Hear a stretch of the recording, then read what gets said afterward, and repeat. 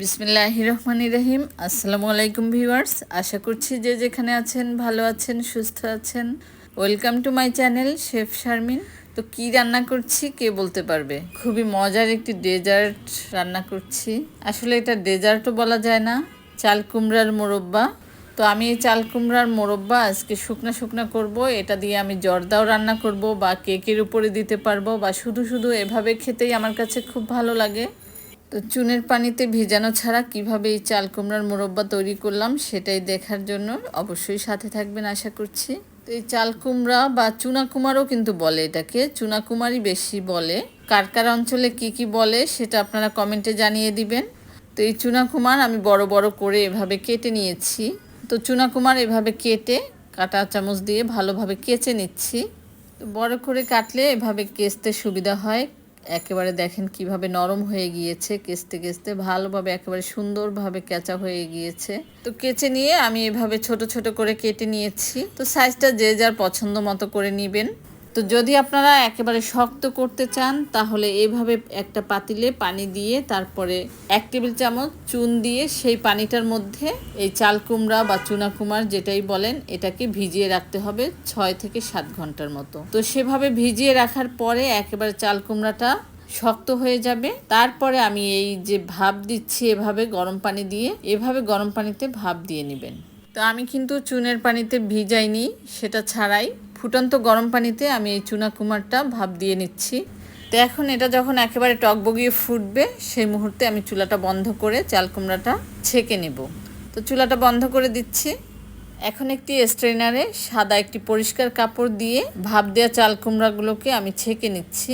তো আমি এই গরম অবস্থাতে পানি ছাকার জন্য রেখে দিচ্ছি। যখন একটু ঠান্ডা হবে তখন আমি এই কাপড়টাকে একটু চেপে চেপে পানিটা বের করে নেব।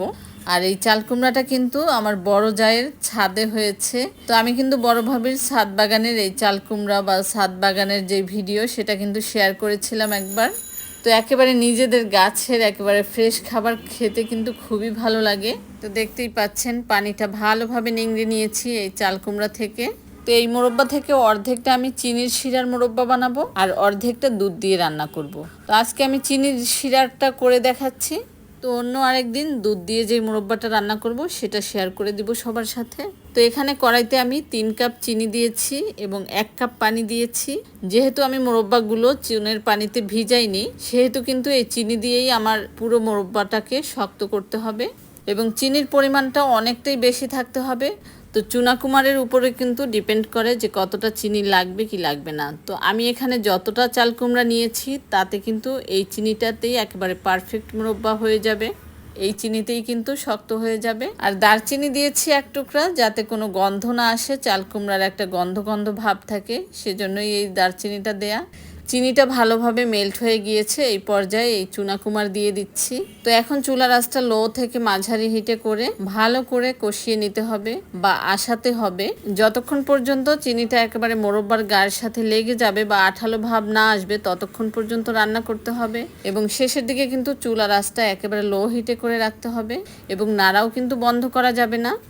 তো আল্লাহর অশেষ কৃপায় আমরা ভালো আছি, সুস্থ আছি। তো শুকরিয়া স্বরূপ আমরা যেন অবশ্যই আল্লাহর ইবাদত করি, 5 ওয়াক্ত নামাজ পড়ার চেষ্টা করি, যে ফরজ ইবাদতগুলো আছে সেগুলো অন্তত পালন করার চেষ্টা করি। তো একেবারে আশালো হয়ে গিয়েছে, দেখতেই পাচ্ছেন।